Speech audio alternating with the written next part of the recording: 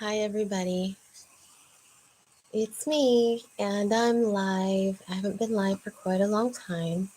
I had to take a break because they were really ramping up they weren't helping with my anxiety. So I had to take a break from that. But how is everyone enjoying the spring? I hope you're enjoying it. I wanted to discuss some things today. I went to a meeting recently in my community um, where there was a presentation by the Autism Society of Indiana.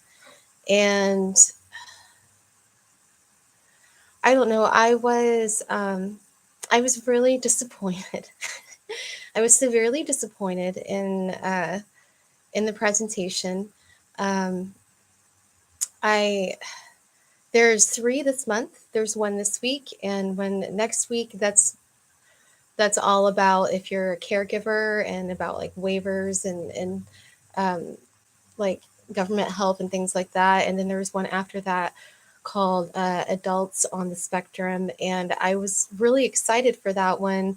But after going to this first one, which was called Autism 101, I'm really not looking forward to the adults on the spectrum because um, I guess it's going to be completely caregiver oriented. And they said, oh, I hope it says it's connecting. Okay, we're good. They said that I think it was like 44% of people on the spectrum have average to above average intelligence. It was something like that, close to 50%. And I just really felt like on a minority of people in or at least I guess I don't know if it's how much of a minority, but it was only focused on a portion of people on the spectrum, and it was all focused towards um, how other people can deal with people on the spectrum, and nothing was for someone on the spectrum. They were like um, and there was also no explanation. There was no trying to like bridge the connection between neurotypical and neurodivergent and trying to help one um, understand the other, which I thought would have been so much more beneficial. If you're going to concentrate on caregivers, then why not have half the presentation for them, from their perspective, and the other half to either for people on the spectrum or to help caregivers understand what it's like to be someone on the spectrum, because that was one thing that I found that it was just it was so tough. And um like for instance, there was hardly any talk at all about sensory issues, which is a huge part of an autistic person's struggle or experience in the world is their sensory issues. It can I think it's the root cause for so much of the agitation and stress that comes um, with someone who is on the spectrum.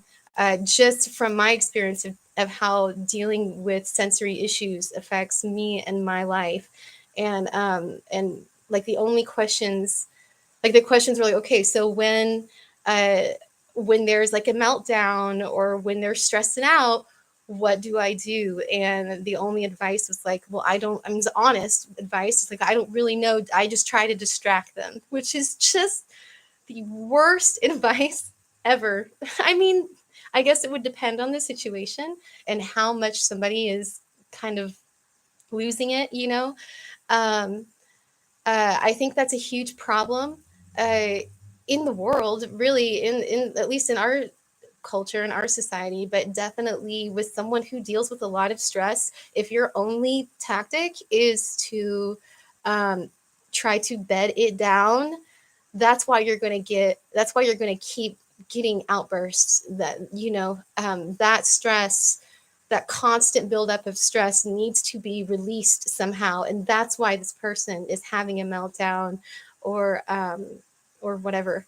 And it's just that none of this was really explained. There was no talk about how to decrease the likelihood of meltdowns, or coping strategies for people on the spectrum, uh, and even like tools and stuff that people can use, that people on the spectrum have found really, really helpful, like ear defenders and weighted blankets and fidget toys and things like that. Having a dark, quiet spot that is their safe space that they can always go to and retreat to when they need to just shut off all of the input that's being fed into them. That's another thing that was never really explained. It's like people just say sensory sensitivity, and they just think that someone's just having like an overreaction or something, and it's like, you don't understand.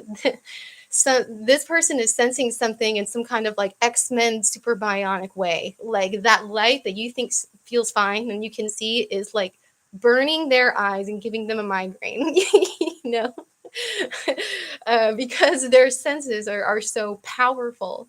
uh, and that's, the word sensitivity kind of gets a bad rap. That makes it sounds, it comes with like a gentle kind of connotation, or like a weakness kind of connotation, when really sensory sensitivity is having very strong senses.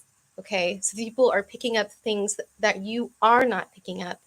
um, and that's, I mean, can you imagine if the normal light that was normal to you, or that's the wrong way to put it. Can you imagine if like light that was so bright that caused you to wince, like you couldn't look at it, was just everywhere you went? Every store you went into, most public places just had like super bright lights, where all the noise was just so loud that you could barely, focus, and you're just constantly trying to like drown out this outside noise, so you can focus on like what you're supposed to be focusing on, and that can cause a lot of stress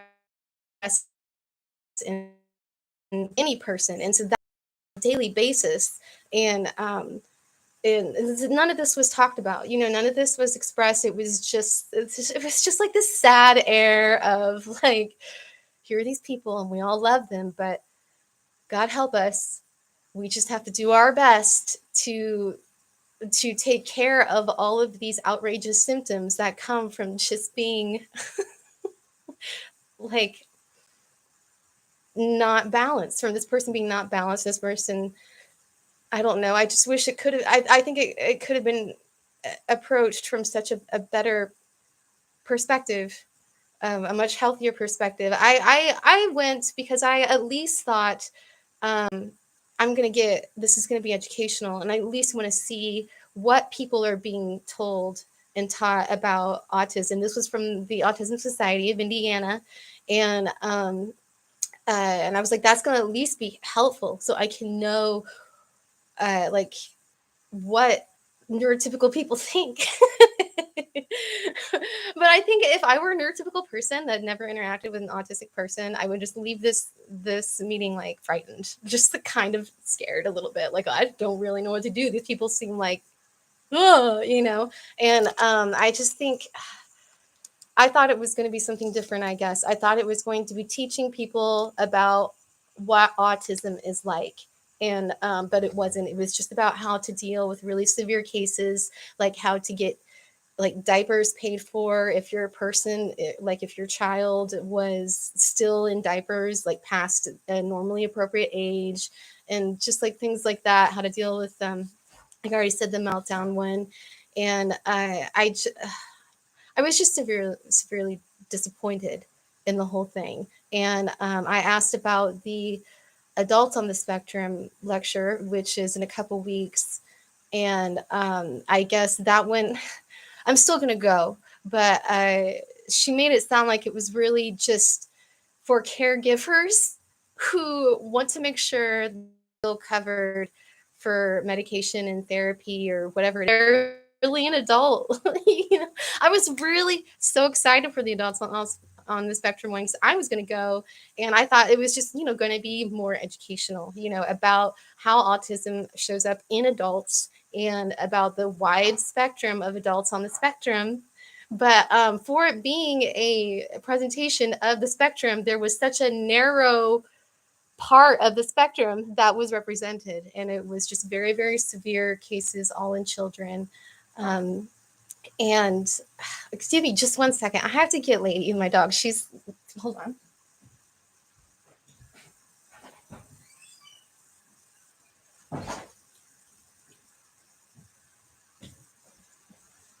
Okay, I'm back. So, I don't know. I don't know if I just wanted to talk more about, like, I have said before that I had really, really related with other undiagnosed adult women on the spectrum, that before Asperger's has been absorbed into the autism um, nomenclature. It's considered to just be another form of autism, all on the same spectrum. And so I don't know. My point is that part of my journey, whether or not if I ever talk to a physician that I trust, and I am in the process right now of trying to get health insurance, so that I can possibly consider something like that. Going to talk to someone to see, if not just for being able to go to, I would love to go to like a group, a support group for like anxiety, just to try it out, just for other people with severe anxiety, or social anxiety. And because that is something that for a second, because it says my connection is okay. Here we go again. Um, I used to be the opposite of a person with social anxiety. I used to go out and I used to not notice anyone at all. I just didn't pay attention to people. I didn't notice people. I was in my own world, basically. And for numerous reasons, at this point, for some reason in my life, what I'm dealing with is having like post socialization anxiety. So, like, after it starts to ramp up, like, if I'm socializing for too long. And depending on the kind of reserves I have, that can be anywhere from like 10 minutes to just like a few hours. Because I usually don't put myself in socializing situations for very long.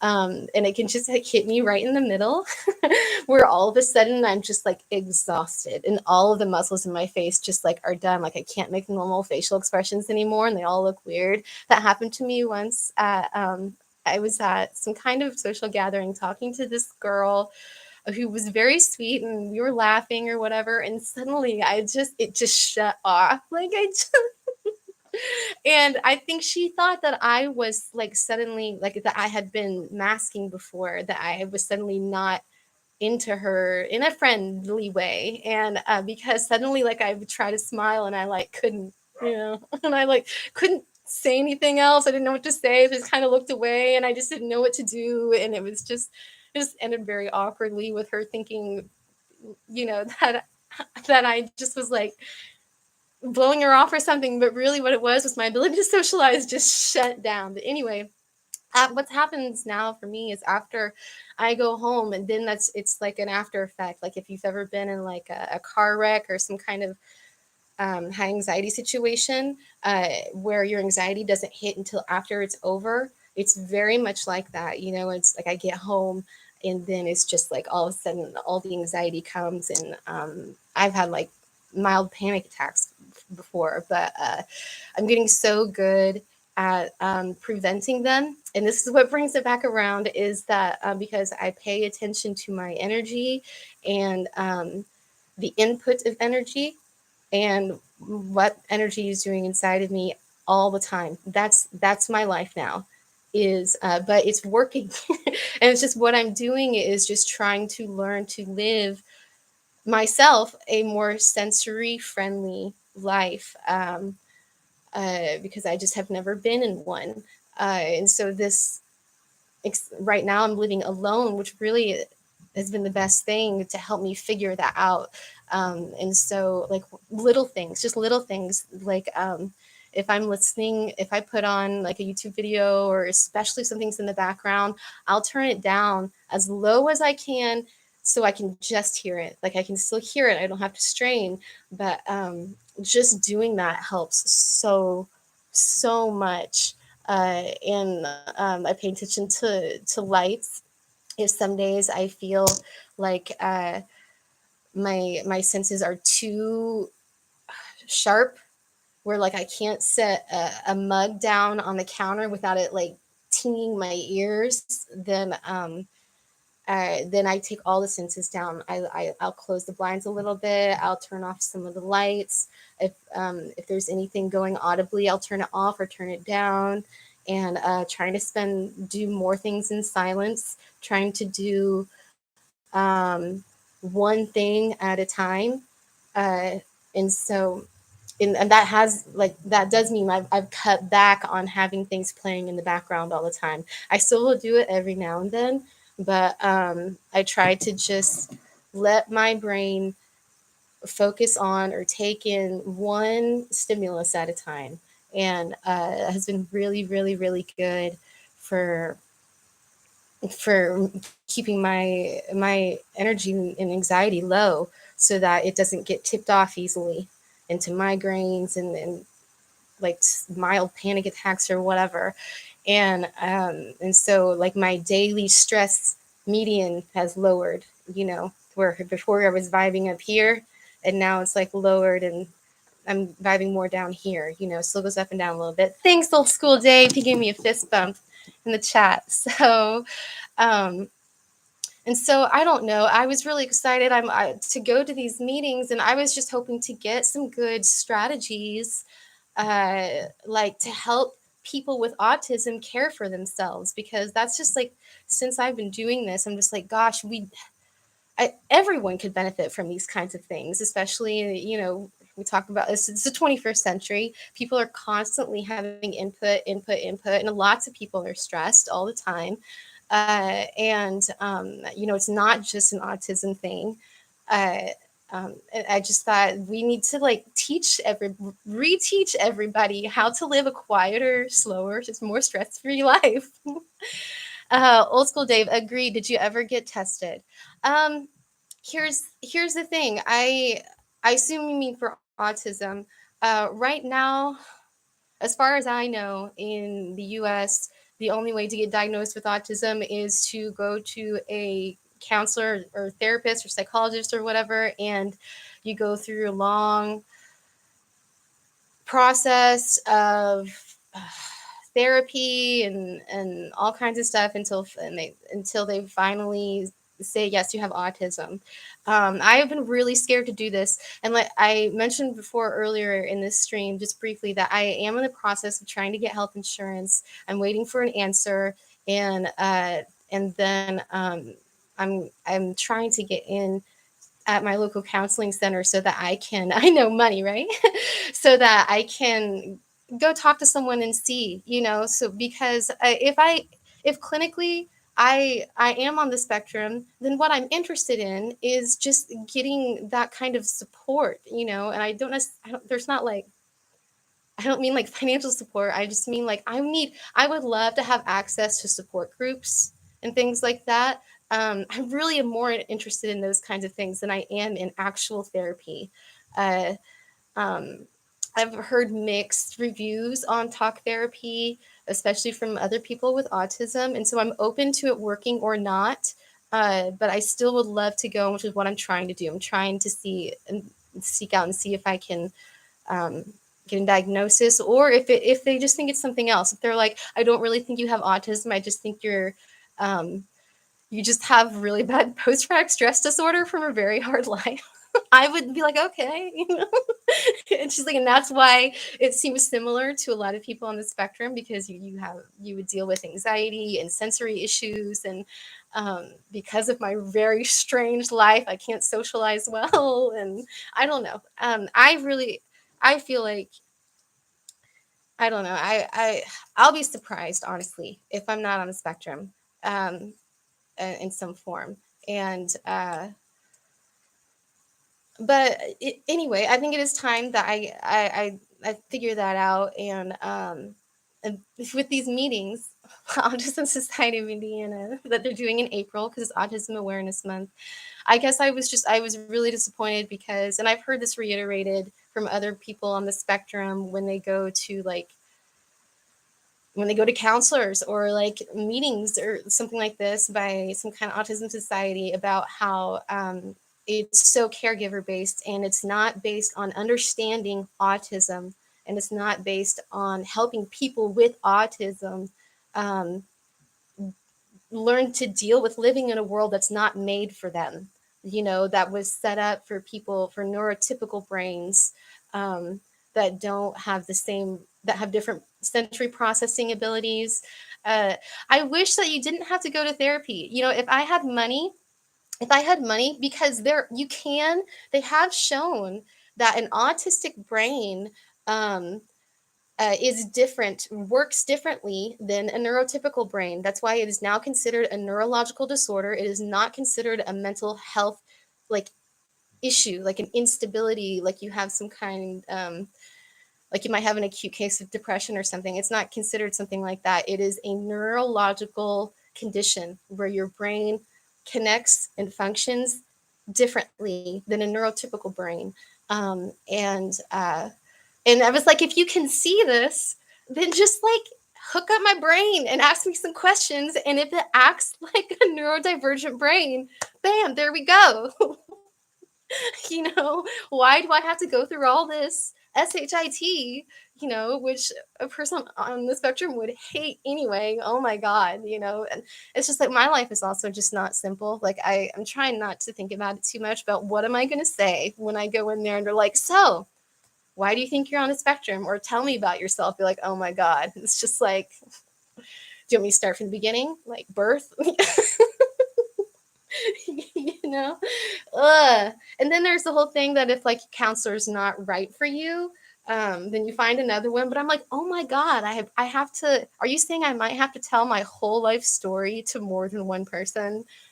Like, thank goodness I've done enough work on myself at this point that I can get a lot of this stuff out very matter of factly without just breaking down into tears. Because otherwise that would be so painful. Can you imagine someone who's had such like a chaotic, painful life having to go through all these counselors and just regurgitate all that over and over again? It's just, ugh. It's not a great system. I don't especially I'm kind of not looking forward to it, and I'm expecting it not to work out because it is the Midwest, and we are the last to get on the train of a lot of things. And I mean, if I was disappointed by the understanding and perspective of autism from just like this one from the Autism Society of Indiana, just talking about children, and then what am I going to expect from a counselor, because psychologists aren't omniscient, that's why doctors have uh, specialties, you know, um, because they can't keep up to date all the time on every single subject. And so they have specialties, and I'm just going to go in there and be like, do you have a counselor who focuses on adults on the spectrum or females on the spectrum? That's a huge thing. It's still, a lot of counselors still don't know that uh, females can often present quite differently. Females on the spectrum can present quite differently. That's kind of new. It's still, a lot of people still get the thing like, you're obviously not autistic because you're too verbal. You're obviously not autistic because um, I don't know, for whatever reason, you're a female, you're not obsessed with trains. Oh, that was the other thing. I was so disappointed right from the start because they gave 3 qualifiers um, for being on the spectrum. And one of them was um, a specific obsessive interests. One of them was speech deficits, and then like socializing complications. And I was like, those are terrible tiers to break up autism into. Like, specific like obsessive interest, you know, that, and especially like we've all, if they're trying to say that any of these symptoms can be on the spectrum, usually a person with autism is like, when it comes to speech, they're either, you know, can they have trouble with speaking, or they're quite verbal, you know, there's not a lot of in the middle, you know, and they express this, but yet for some reason one of the markers according to them of having autism is having a speech deficit specifically, which is just not accurate and giving people the wrong impression. Anyway, I just wanted to make this quick video. I don't, who is here? Here's left. Who's left? Is it Dave? Are you still the only one left? I don't know if anyone's going to be interested in this, but it makes me feel good to get it out, because I've been thinking about this, and I hope the Autism Society of Indiana watches this on my tiny YouTube channel. Perhaps they will. But anyway, I hope you guys are doing well, and there's a little education about Aspies and autism, and I'll see you guys later. Bye.